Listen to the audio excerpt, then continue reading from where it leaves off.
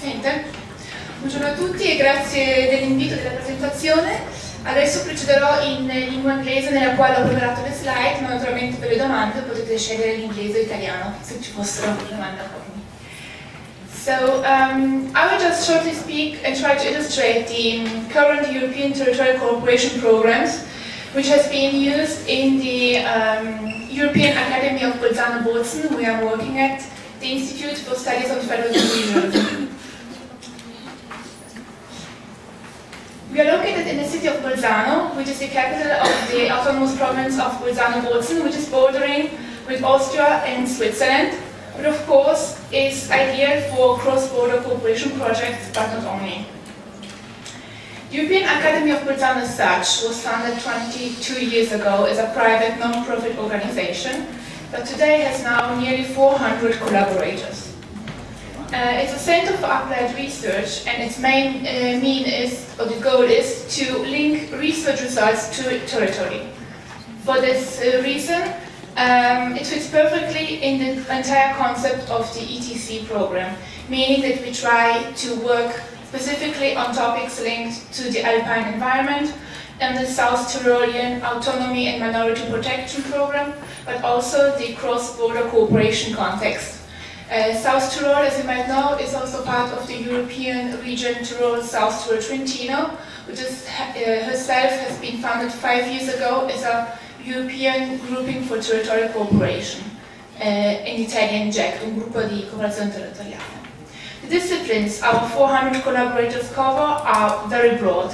It goes from linguistics, law and political science, which were the disciplines studied since the foundation of the Academy, which aim was to do a legal analysis on the autonomy and thus the protection of the language groups living on the territory, being Italian, German and Latin.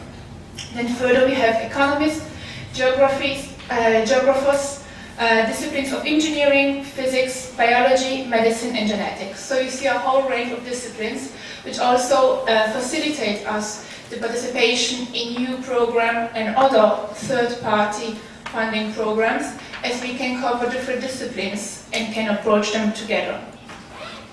This is to show the boring list of the 11 institutes. I just highlighting some which might be particularly relevant. So, Federalism, Regionalism, Mountain Emergency Medicine, Regional Development and Location Management, Alpine Environment, and Applied Remote Sensing.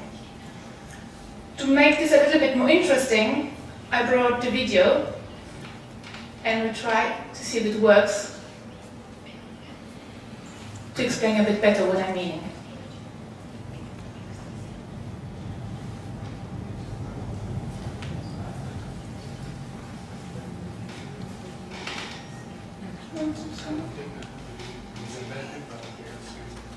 Andiamo che non si fa.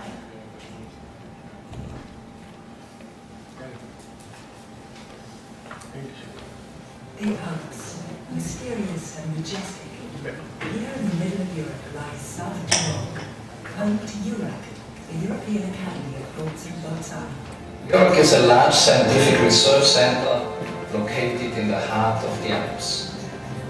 Our studies are focused on subjects like minority rights, genetic medicine, or renewable energies.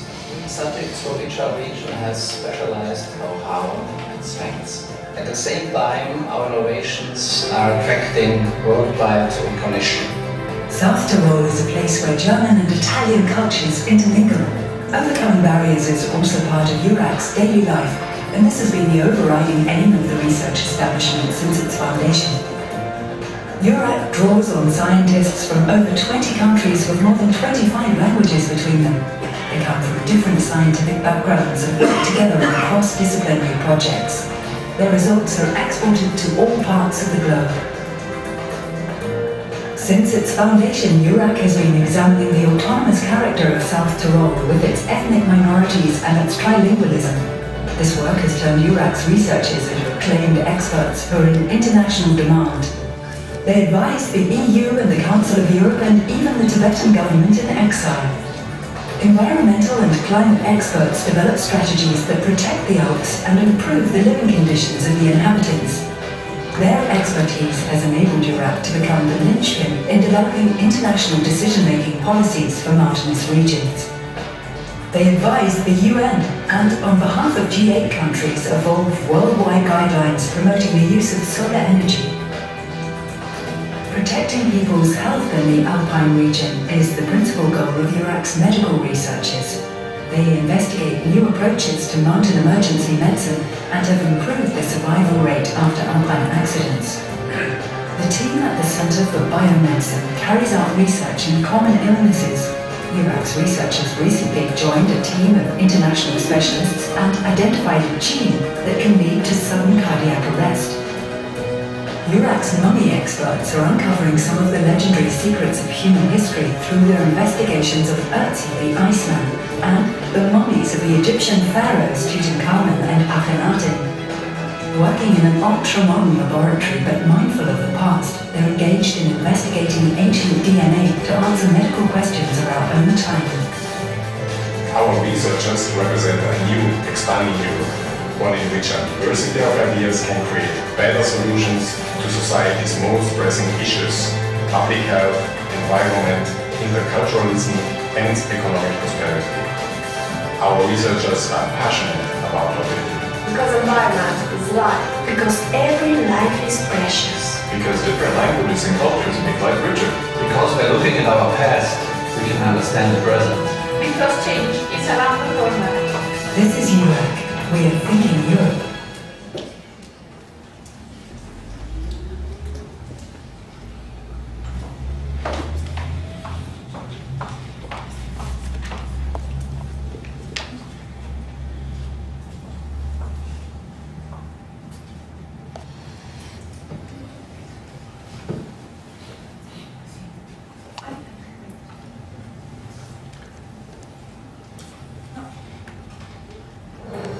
The Alps, mysterious and majestic. Here,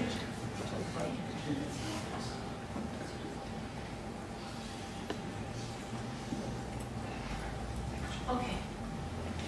Scusate. Just a few, as we are talking about project management and programming, I would just like to illustrate you some project management data which are valid for the entire institution of EURAC. So currently, there's about 55% of EURAC's overall budget coming from third-party funding. So you see, for us, it's very important to do projects for the European Union, but also for other stakeholders. Currently, we have 52 active EU projects running.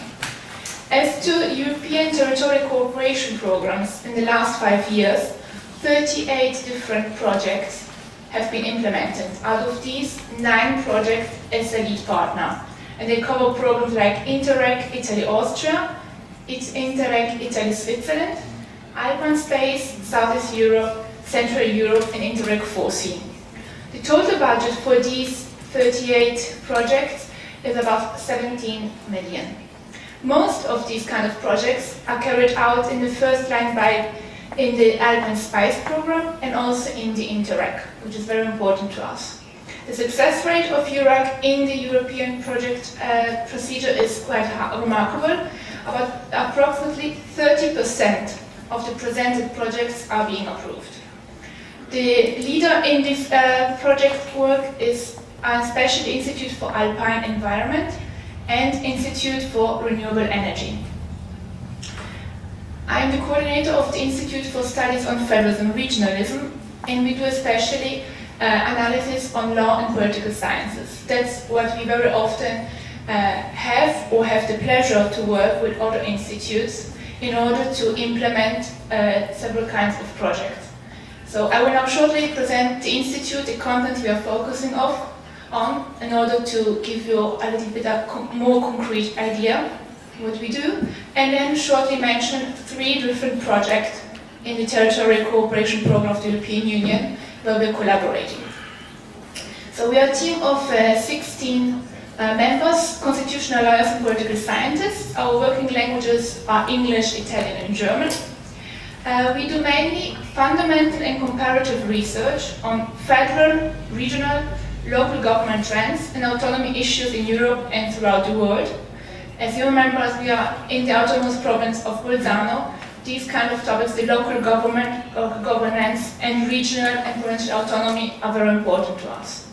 Our approach is mostly based, of course, on the legal comparison, on analysis of governance in multi-layered system, so multi-level governance in short. The main topics I would like to mention to you are, as I already said, autonomy of South Tyrol under protection, cross-border cooperation being still very important, then federalism and regionalism as tools for diversity management, which then we have also applied in a comparative view on the Balkan countries in the 90s very strongly, but not only. Then we study more and more the single policies which do apply or are important in multi-level governance, such as studies in environmental law or in institutions and procedures for regional development. And now in Italy, more and more important are becoming the fiscal federalism debate and territorial entities.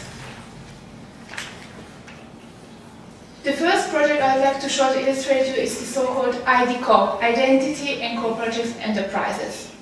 It's an INTERREG program where 3 different institutes of EURAC are collaborating: regional development, minority protection, and federalism and regionalism.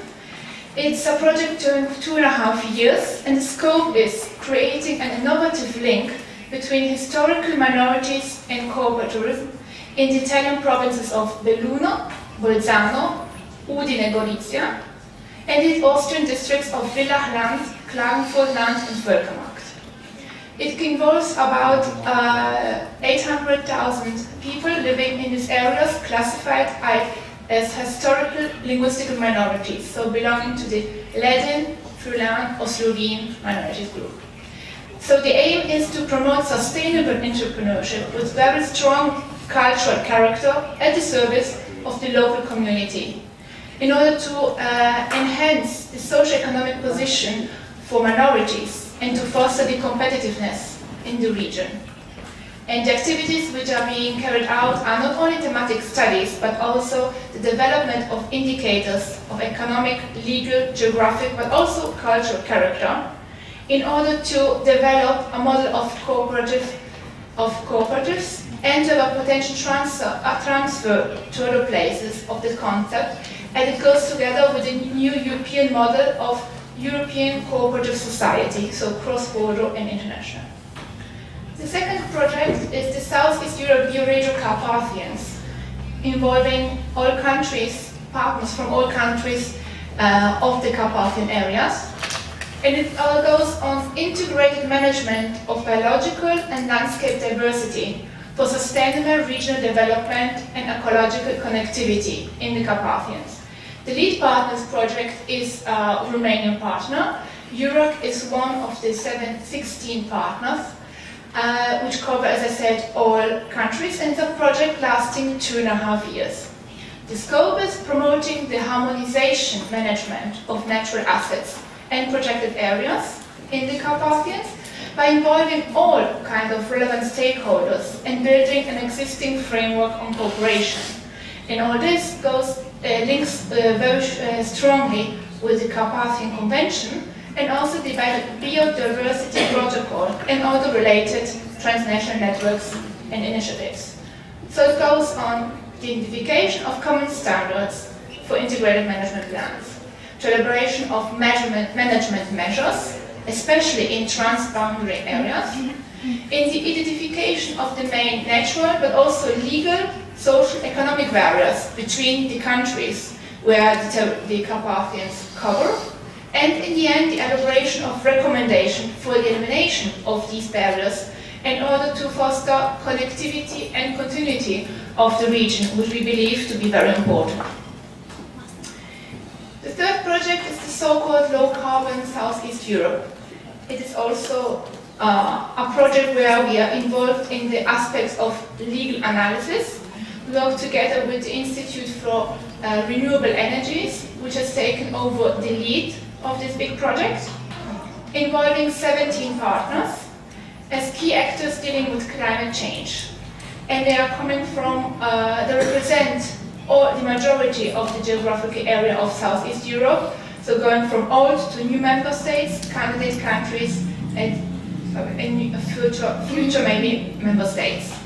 The aim here is to strengthen the capacity and knowledge of public authorities and other institutions who are dealing with climate change in ECE countries, and to develop a systematic cross-sector approach to the creation of low-carbon policies that will contribute then later in the second step to reducing the emissions and creating of low-carbon in SE. And the outputs in this project are seen as a manual on creating low-carbon policies in the involved countries, guidelines for the coordinated cross-sector transfer of EU directives to the field of climate change, a good practice exchange platform, and a regional policy network, which should ensure the transferability and sustainability of the project results. All that shall encompass progress towards EU integration and international negotiations under the climate change framework. So you've seen there are three very different projects, but all being part in of the EU large programmation of European territorial collaboration. And this just in short to illustrate you what kind of project we carry out. I'm sure to tell you that we are of course working continuously on EU programs, so we're also very open to the Alpine Spice program and other which will be enacted. And as a trilingual center for applied research, we think we are also very competitive as we link our outputs very much to the territory of South Tyrol and are keen on transferring best practices to the countries of our partnerships. That's it. Thank you.